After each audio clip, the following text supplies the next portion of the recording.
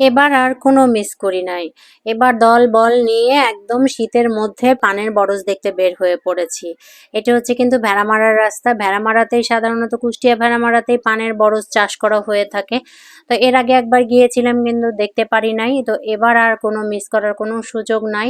আজকের নিয়ত করেছি যে যেভাবেই হোক ভেড়ামারাতে পানের বরজটা দেখবই। তো যা ভাবা তাহাই কাজ। আমরা চলে গেলাম। চলে আসার পরে হচ্ছে এখানে যে মামার বাড়িতে এসেছিলাম, মামাতো ভাইয়াদেরকে বললাম যে আজকে আমাদেরকে পানের বরজ দেখাতেই হবে ভাইয়া, যেভাবেই পারো।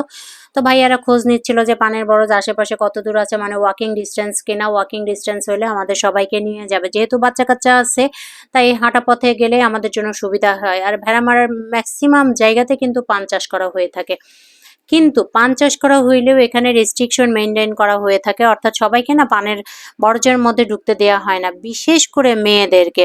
কিছু কিছু নিয়ম কানুন পালন করা হয়ে থাকে। মেয়েদেরকে একদম পানের বরজের ত্রিসীমানায় আসতে দেয় না, যতটুকু দূর থেকে সম্ভব সেখানে যেতে হয়, না হলে নাকি কি ধরনের সমস্যা হয়, পান নষ্ট হয়ে যায়, এগুলো আর কি গ্রামের মানুষ এখনো মানে।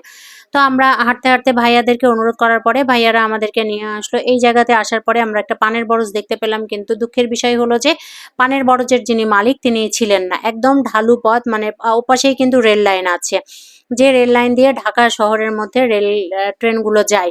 তো পানের বরজের কাছে গিয়ে ভাইয়া পানের বরজের মালিককে খুঁজলেন, কোথাও পেলেন না, উনি তালা দিয়ে চলে গেছেন। কি একটা ব্যাপার আছে যে কার্তিক অঘ্রাণ মাসে সম্ভবত পানের বরজটা হয়ে থাকে, অনেক বেশি ফলন হয়ে থাকে। সম্ভবত এটা 12 মাসই কিন্তু হয়ে থাকে। তো আমার অনেক দেখার আগ্রহ ছিল, যার জন্য আমি বাচ্চাদের মতো করে ভাইয়ার কাছে আবদার করেছিলাম। তো মিঠু ভাই আমাকে নিয়ে আসলো, আমরা সবাই আসলাম, মা বড়াপা আসে নাই।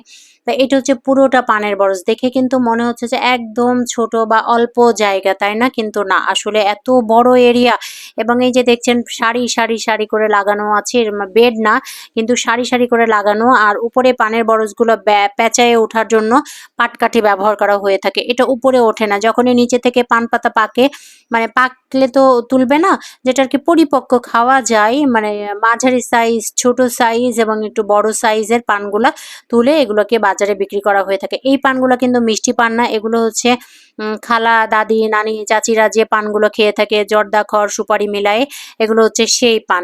তো এখান থেকে পান ভাঙার কোনো সুযোগ নাই, আর আমরা কখনোই কারো কোনো অন্যায় করব না, যেহেতু দেখতে এসেছি, অন্যের ক্ষতি করে তো লাভ নাই। কিন্তু কোন ফাঁকে যেন এত এত লম্বা লাইন, আমার কাছে মনে হয়েছিল খুব ছোট একটু জায়গা। যখন আমি বলছিলাম যে খুব ছোট, দেখেন প্রত্যেকটা বেড কিন্তু দেখা যাচ্ছে যে কত লম্বা, মানে বিশাল। এখানে দেখে মনে হচ্ছে যে অল্প পরিসরে অল্প টাকার পুঁজি, কিন্তু না, অনেক বড় পুঁজি এবং অনেক ব্যবসা। যারা এই পানের ব্যবসাটা করে থাকেন শুধুমাত্র এই বরজ থেকেই কিন্তু তারা সারা বছর তাদের সংসার চালান। তো এখানে হাত দিয়ে ভেতরে যাওয়ার কোনো সুযোগ নাই, কোনো দরজা দেখা যাচ্ছে না, ভাঙাচোরা। তারপরেও কিন্তু এর মধ্যে কেউ আসবে না, কেউ দেখতেও আসবে না, কেউ ঢুকতেও আসবে না, এবং কি কেউ একটা পানও কিন্তু ছিঁড়তে আসবে না। গ্রামে কিন্তু এই জিনিসটাই আছে যে না, খোলামেলা আছে, ঢুকে গেলাম, চুরি করলাম, একদমই সেই সুযোগটা নাই। তো আমি ভাইয়াকে দাঁড়িয়ে জিজ্ঞেস করতেছি, ভাই আসলে পানটা কিভাবে তোলে, কখন তোলে, কোন সিজনে পানটা উঠানোর সময়, সবকিছু আমি জেনে নিলাম। এবং এর ফাঁকে এক ফাঁকে কিন্তু আফিফ এখন ধান্দা করতেছে যে ভেতরে ঢোকার জন্য। ওকে আমাদের সাথে থাকা মানেই হচ্ছে, দেখেন আফিফ কিন্তু ভেতরে অলরেডি চলে গেছে। আন আনানের ব্যাগটা কাঁধে নিয়ে ও কিন্তু একদম ভেতরে চলে গেছে, একদম ভেতর পর্যন্ত। আমরা চাবিও কিন্তু খুঁজে পাই নাই, কিন্তু ও ঠিকই ও একটা পান ছিঁড়ে ওর আম্মুকে দিল যে আম্মু তুমি একটা পান খাও। এভাবে কি পান খাওয়া সম্ভব? আর আমাদের তো পান খাওয়ার কোনো অভ্যাসই নাই। মানে আফিফ একদম মাথা পর্যন্ত চলে যাবে। এই মাথার মধ্যে দেখেন এই যে দৌড়াচ্ছে, ভেতরটা অনেক দূর। এবং পান বরজ বা পান বাগান যাদের দেখার ইচ্ছে তারা কিন্তু চাইলেই ভেড়ামারাতে এসে বিভিন্ন জায়গায় পানের বরজ আছে, দেখতে পারবেন কিভাবে চাষ করা হয়, কি হয় না হয়। আজকে যেহেতু আমি ফার্স্ট টাইম দেখলাম, আমি একদিন সময় সুযোগ করে এখানে আসব, যে কখন এটা পান চাষের সময়, কখন পান তোলার সময়, এবং পান চাষাবাদের সিস্টেমটা কি, সব কিছু জানবো।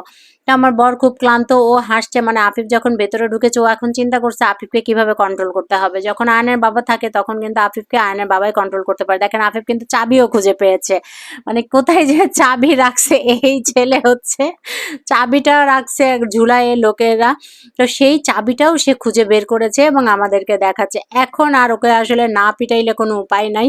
তা আমি খুবই রাগ করতেছি, এদিকে আয়নের বাবা ওকে ভয় দেখানোর জন্য একটা লাঠি তুলছে যে তুই বের হ, তোকে এখন পিটাবো। আসলে পিটাবো বললেই তো আমরা পিটাই। আনান তো হাসতে হাসতে শেষ।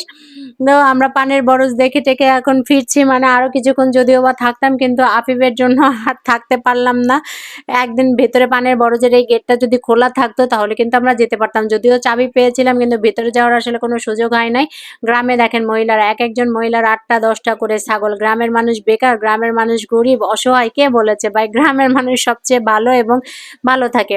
তা পানের বরজ দেখার পরে আমরা ফিরছিলাম। এই জায়গাটাতে এসে আমার প্রচন্ড ভালো লেগেছে এই পরিবেশটা। এখানে পাশাপাশি 2টা পুকুর আছে, সূর্য অস্ত যাচ্ছে। উফ, নাইস ভিউ। এবং চারিপাশে কিন্তু সুপারি গাছ। সাধারণত এরকম ভিউ কিন্তু দেখতে পাওয়া যায় না। তো আমি এইটার ক্যাপশনটা না নিয়ে আর পারলাম না, এই ভিডিওটা আমি ধারণ করেই নিলাম। এবং আয়ানের বাবা আফিফকে আর আয়ানকে সাথে নিয়ে হাঁটছে, মানে বাসা থেকে ফেরার পথে। আর আমরা গাড়ি পাই নাই, অনেক দূর হাঁটতে হাঁটতে যেতে হবে। তো আমরা গ্রামের এই রাস্তার মধ্যে দিয়ে হাঁটছি। এলাকাবাসী বুঝতে পেরেছে যে আমরা নতুন। নিশ্চয়ই আপনাদের ভালো লেগেছে আমাদের পানের বরজের ভিডিওটা। আপনারাও কিন্তু দেখতে চাইলে ভেড়ামারা চলে আসবেন। সবাই ভালো থাকবেন। Thank you for watching. বা